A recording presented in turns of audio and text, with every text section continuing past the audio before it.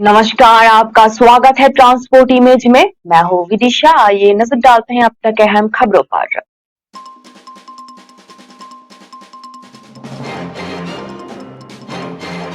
जोधपुर में विवाह समारोहों में सिलेंडर फटा, 4 की मौत।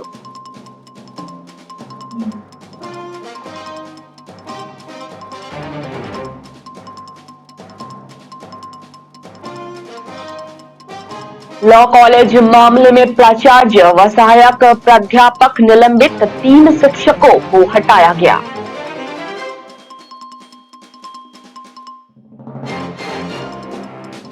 जिम्बाब्वे के संसदीय प्रतिनिधिमंडल ने उपराष्ट्रपति धनखड़ से की मुलाकात।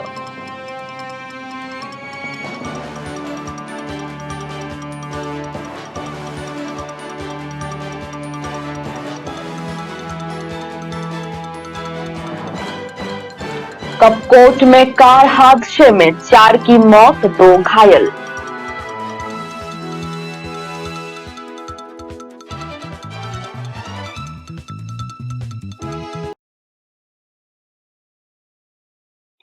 आइए जानते हैं खबरें विस्तार से। शामिल होने आए 63 से अधिक लोग झुलस गए। अब तक 4 लोग दम तोड़ चुके हैं। गंभीर झुलस से 51 लोगों को जोधपुर के महात्मा गांधी अस्पताल रेफर किया गया है। वहां उपचार के दौरान 2 मासूमों की मौत हो गई। 10 से अधिक लोग 80% से अधिक झुलस चुके हैं। जिलाधिकारी हिमांशु गुप्ता ने कहा है कि अब तक 4 लोगों की मौत हो चुकी है।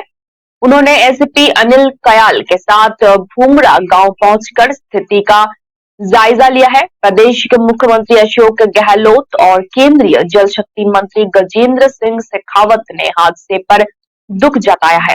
प्रशासन के मुताबिक भूमरा निवासी संगत सिंह गोगादेव के पुत्र की गुरुवार को शादी होनी थी। बारात रवानगी के लिए ये सभी लोग गांव में एकत्रित हुए थे।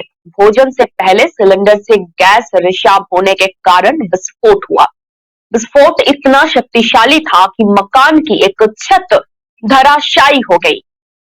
आरसीए चेयरमैन वैभव गहलोत और सेड़गढ़ विधायक मीना कंवर ने अस्पताल पहुंचकर लोगों की कुशल क्षेम ली। हादसे में सकत सिंह के परिवार में दूल्हा सुरेंद्र सिंह, उसके पिता शक्ति सिंह, मां दाकू कंवर, बहन, भाई, भाभी समेत 2 भतीजे झुलस गए। घटना के बाद गांव में माहौल गमगीन है। जोधपुर में पिछले 2 माह के भीतर सिलेंडर विस्फोट का ये दूसरा मामला सामने आया। 8 अक्टूबर को जोधपुर के कीर्ति नगर क्षेत्र में गैस रिफिलिंग करते हुए विस्फोट हुआ था।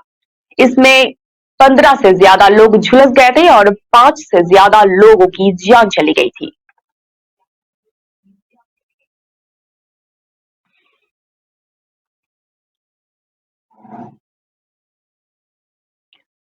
इंदौर के शासकीय विधि महाविद्यालय में धार्मिक कट्टरता फैलाने और भड़काऊ शिक्षा दिए जाने को लेकर जांच पूरी हो चुकी है। 7 सदस्यों की समिति ने गुरुवार को जांच रिपोर्ट सौंपी, जिसमें कॉलेज में अनुच्छेद 370 का शिक्षकों द्वारा विरोध करना, विवादित किताब से पढ़ाए जाने का जिक्र है। मामले की गंभीरता को देखते हुए उच्च शिक्षा मंत्री डॉक्टर मोहन यादव ने कार्रवाई शुरू की थी। प्राचार्य डॉक्टर इनामुराइमन और सहायक प्राध्यापक डॉक्टर मिर्जा मोजीज बेग को निलंबित कर दिया गया। वहीं 3 अतिथि विद्वानों को फॉलन आउट कार्रवाई के दायरे में लिया गया है। इसके चलते ये शिक्षक कभी भी सरकारी कॉलेजों में पढ़ा नहीं सकेंगे। दरअसल विधि महाविद्यालय के prof Amik Kharoj, doctor Mirza Mojib Beg, doctor Firoz Ahmad Mir, doctor Sulah Ahmad Bani, professor Milind Kumar Gautam, doctor Purnima Bise पर विवादित टिप्पणी करने का आरोप लगा था। लॉ कॉलेज में विवादित किताबें भी मिली थी। उच्च शिक्षा विभाग ने मामले की जांच के लिए 7 सदस्यीय समिति बनाई थी। लॉ कॉलेज मामले में धार्मिक कट्टरता फैलाने सहित अन्य बिंदुओं को लेकर जांच के बाद कमेटी ने अपनी रिपोर्ट गुरुवार को आयुक्त को सौंप दी। जांच कमेटी के अनुशंसा पर कॉलेज के प्राचार्य डॉक्टर इनामुर रहमान, प्रोफेसर मिर्जा मोजी बेग को निलंबित कर तीन गेस्ट फैकल्टी को हटा दिया गया है।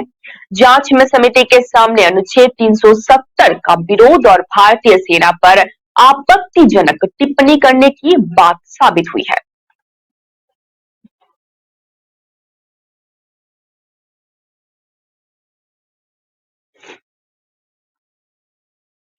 राष्ट्रीय स्वयंसेवक संघ के सरसंघ चालक डॉक्टर मोहन भागवत ने कहा कि भारतीय सभ्यता अपनी आप में स्वयंपूर्ण और अनुकरणीय है। हमें दूसरों की नकल करने की आवश्यकता नहीं है। नकल करके भारत कभी आत्मनिर्भर नहीं बन सकता।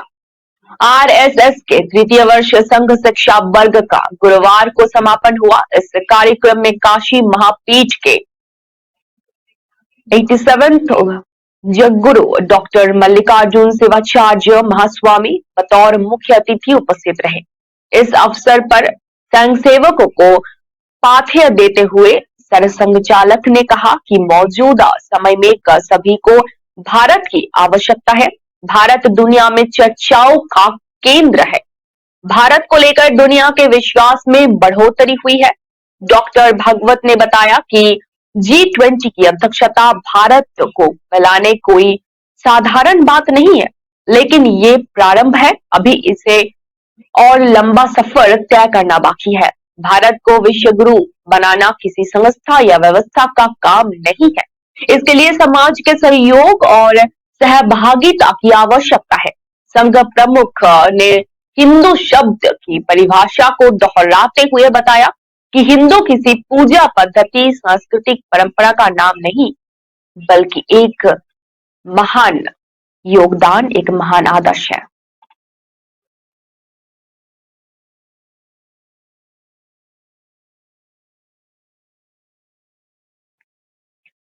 जिम्बाब्वे नेशनल असेंबली के अध्यक्ष एडवोकेट जेकेब मुडेंडा के नेतृत्व में वहां एक संसदीय प्रतिनिधि मंडल ने गुरुवार को संसद भवन में उपराष्ट्रपति और राज्यसभा के सभापति जगदीप धनखड़ से मुलाकात की। प्रतिनिधि मंडल का स्वागत करते हुए धनखड़ ने कहा कि उन्होंने एक सुदृढ़ भातृत्व की भावना साझा की है, क्योंकि उन्हें की भांति आगंतुक प्रतिनिधि मंडल के नेता पेशे से एक वकील है और एक प्रांत के पूर्व राज्यपाल भी है। उपराष्ट्रपति ने ये आशा व्यक्त की है कि जिम्बाब्वे के संसदीय प्रतिनिधि मंडल की यात्रा से दोनों देशों के बीच द्विपक्षीय संबंधों को मजबूत करने में मदद मिलेगी। ये देखते हुए कि भारत और जिम्बाब्वे सच्चे मित्र और वास्तविक साझेदार है, उपराष्ट्रपति और जिम्बाब्वे की नेशनल असेंबली के स्पीकर दोनों ने कई क्षेत्रों में द्विपक्षीय संबंधों को बढ़ावा देने के साथ साथ वैश्विक शांति और सुरक्षा के एजेंडा को आगे बढ़ाने के लिए अपनी पारस्परिक प्रतिबद्धता को दोहराया।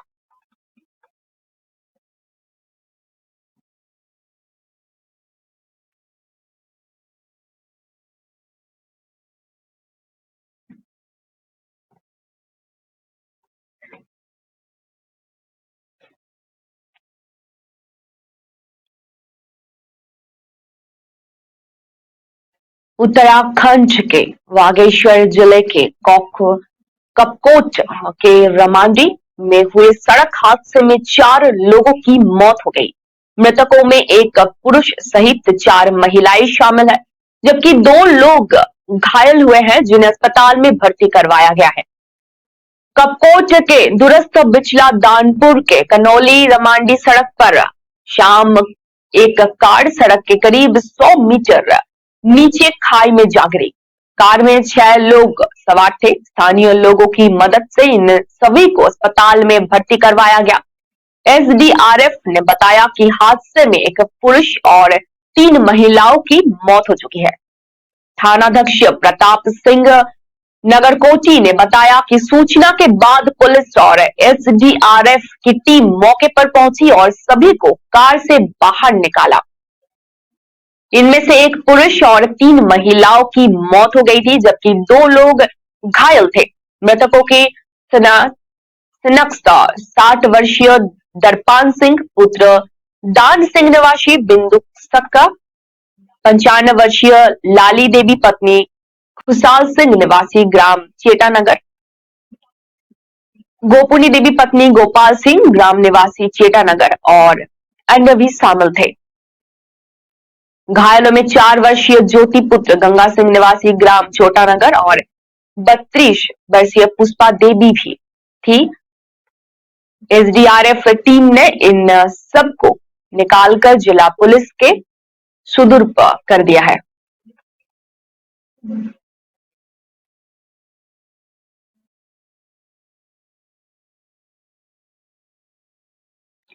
केंद्रीय सड़क परिवहन और राजमार्ग मंत्री नितिन गडकरी ने उत्तर प्रदेश और छत्तीसगढ़ में 1121.95 करोड़ रुपए की लागत से एनएच उन्नयन कार्य को मंजूरी दे दी है।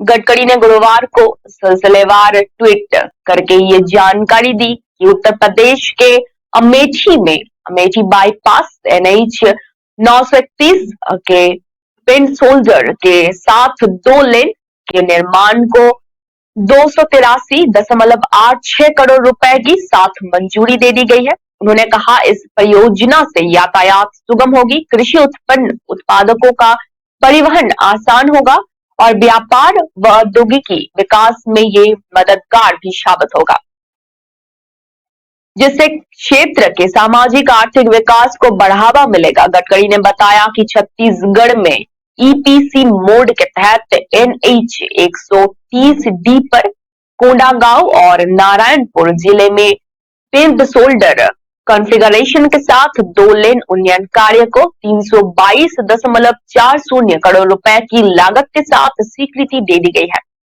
उन्होंने कहा ये परियोजना वर्तमान असुविधा को समाप्त करेगी और छत्तीसगढ़ के आध्यात्मिक अत्यधिक संवेदनशील क्षेत्र में राष्ट्रीय राजमार्ग यातायात की सुरक्षित और कुशल आवाजाही सुनिश्चित करेगी।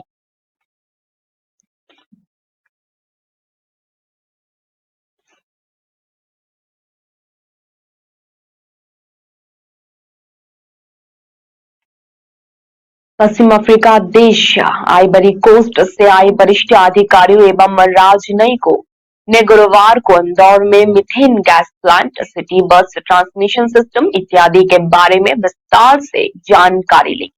इंदौर स्वच्छता के brand ambassador doctor Puneet Trivedi एवं समूह निदेशक modern group of institution Indore के सफल समन्वयन के कलेक्टर डॉक्टर इलैया राजा जी ने ग्रीवांस रेडिसियर सिस्टम के बारे में मंत्रित्व सिस्टम मंडल को जानकारी दी। दरअसल विदेश मंत्रालय भारत सरकार की पहल पर आइवरी कोस्ट का 22 सदस्यीय डेलीगेशन आईटीईसी कार्यक्रम के अंतर्गत 10 दिन के भारत दौरे पर आया। शुक्रवार को इस दल ने इंदौर की स्वच्छता का अवलोकन किया। आइवरी कोस्ट के शिष्टमंडल ने डॉक्टर पुनीत द्विवेदी ने के नेतृत्व में इंदौर कलेक्टरेट जाकर जनसुनवाई एवं शिकायतों के निपटारे की प्रक्रिया को देखा और समझा भी। अगले क्रम में इंदौर शहर के महापौर पुष्पमित्र भार्गव से भेंट कर उक्त शिष्टमंडल ने इंदौर में अवसर एवं चुनौतियों की जानकारी ली।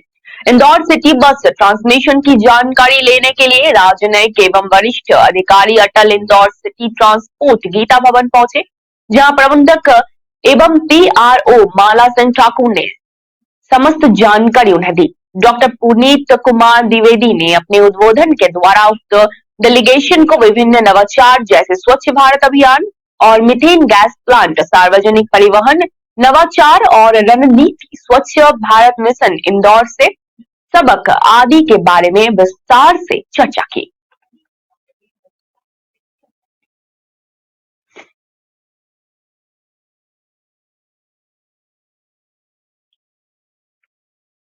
राष्ट्रपति द्रौपदी मुर्मू ने कहा कि हिमालय और उत्तराखंड भारतीयों की अंतरात्मा है।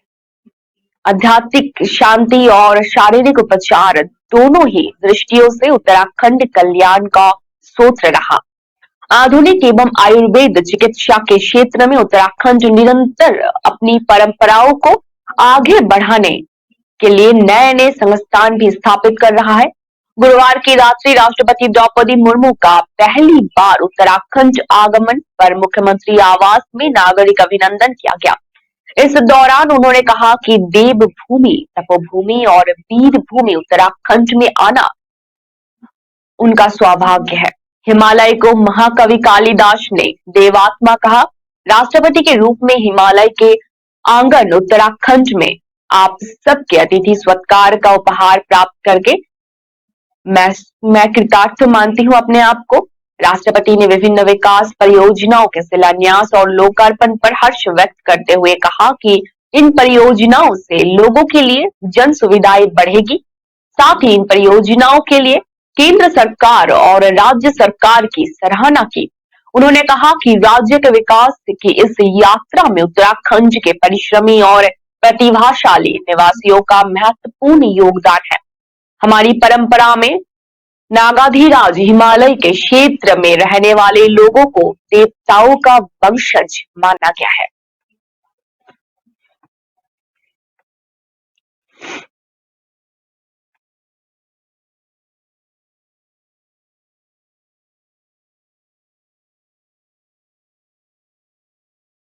राज्य चुनाव आयुक्त के शर्मा ने गुरुवार को कश्मीर में 2 जिला विकास परिषद सीटों के पुनर्मतदान के सुचारू संचालन और मतगणना सुनिश्चित करने में शामिल विभिन्न विभागों के प्रयासों की सराहना की। द्रगमुल्ला तथा हाजिन में हुए डीडीसी पुनर्मतदान में आजाद उम्मीदवारों ने जीत हासिल की। एसईसी ने आगे कहा कि घाटी में ठंड की स्थिति के बावजूद मतगणना और संबंधित चीजों से जुड़े अधिकारियों ने हर रणनीतिक दल और लोगों की संतुष्टि के लिए परिणामों की घोषणा के लिए असाधारण रूप से अपने कर्तव्यों का पालन किया है। डीडीसी निर्वाचन क्षेत्र में कुपवाड़ा से निर्दलीय उम्मीदवार अमीना मजीद चुनाव चिन्ह जिनका ट्रक है, उन्होंने डीडीसी सीट द्रगमुल्ला से 39 मतों से जीत हासिल की। रिटर्निंग ऑफिसर डीडीसी निर्वाचन क्षेत्र द्रगमुल्ला द्वारा घोषित परिणामों के अनुसार निर्दलीय उम्मीदवार अमीना मजीद को 3,259 वोट मिले हैं। इसके बाद पीडीपी उम्मीदवार सबनम रहमान जिनका चुनाव चिन्ह कमल और दवात है, उनको 3,220 वोट मिले। डीडीसी द्रगमुल्ला के लिए 42 मतदान केंद्र स्थापित किए गए थे, जिसमें 32.73% दर्ज किया गया था। 32,764 के कुल मतदाताओं के मुकाबले 10,724 मत पड़े। 5,624 पुरुष और 5,100 महिलाओं ने अपने मताधिकार का प्रयोग किया।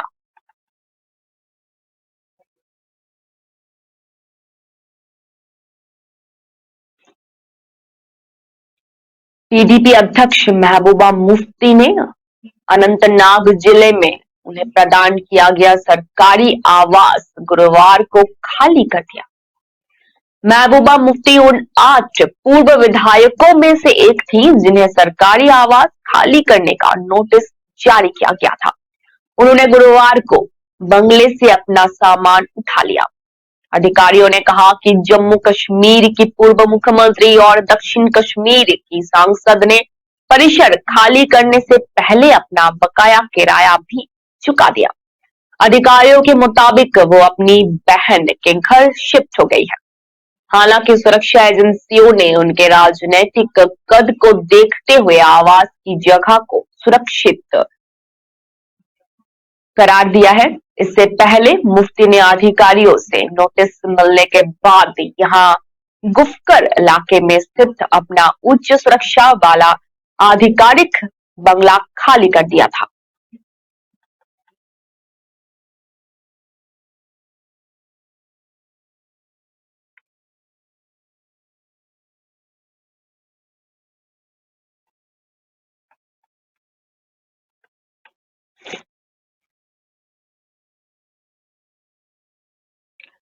कश्मीर के शोपियां जिले के बूथ इलाके में आतंकियों और सुरक्षा बलों के बीच कुछ देर चली मुठभेड़ के बाद आतंकी मौके से फरार होने में सफल रहे।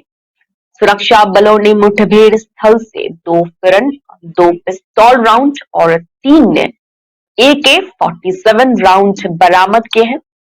आतंकियों की तलाश में सुरक्षा बलों का अभियान बूथ तथा इसके आसपास के इलाकों में चलाया गया, लेकिन जब क्षेत्र में कोई आतंकी नहीं मिला तो सुरक्षा बलों ने अभियान समाप्त कर दिया।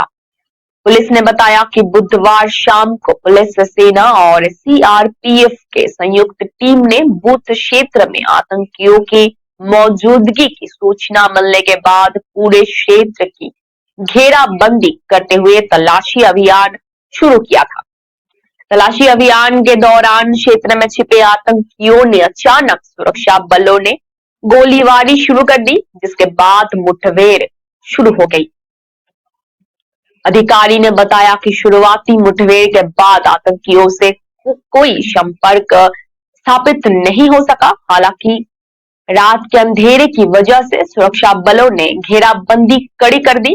गुरुवार सुबह मुठभेड़ स्थल की तलाशी लेने पर सुरक्षा बलों को कोई आतंकी नहीं मिला, जिसके बाद सुरक्षा बलों ने क्षेत्र के साथ लगते इलाकों में तलाशी अभियान चलाया। तलाशी अभियान के दौरान जब कोई आतंकी नहीं मिला तो उन्होंने यह अभियान समाप्त कर लिया। तेलंगाना की सत्तारूढ़ पार्टी तेलंगाना राष्ट्र समिति ने बीते 5 अक्टूबर को अपना नाम बदलकर BRS कर लिया था, जिससे पार्टी का राष्ट्रीय राजनीति में प्रवेश हो गया। पार्टी की आम सभा में इस संबंध में पार्टी के अध्यक्ष एवं मुख्यमंत्री के चंद्रशेखर राव ने एक प्रस्ताव पारित किया था।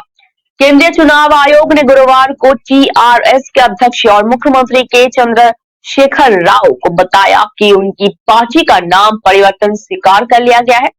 TRS को लिखे पत्र में चुनाव आयोग ने उनकी पार्टी के नाम बदलने के अनुरोध का पत्र जारी करते हुए कहा कि आपकी पार्टी का नाम तेलंगाना राष्ट्र समिति से भारत राष्ट्र समिति करने का अनुरोध स्वीकार कर लिया गया है। इस संबंध में जरूरी अधिसूचना उचित समय पर जारी कर दी जाएगी। तेलंगाना की सत्तारूढ़ पार्टी TRS ने 5 अक्टूबर को अपना नाम बदलकर BRS कर लिया था, जिससे पार्टी का राष्ट्रीय राजनीति में प्रवेश सुगम हो गया। यहाँ पार्टी की आम सभा में इस संबंध में एक प्रस्ताव पारित किया गया।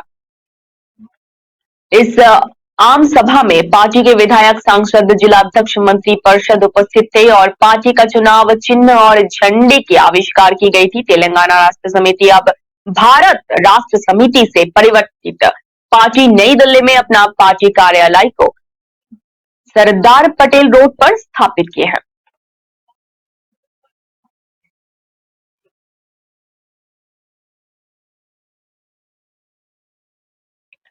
अब तक के लिए इतना ही। धन्यवाद।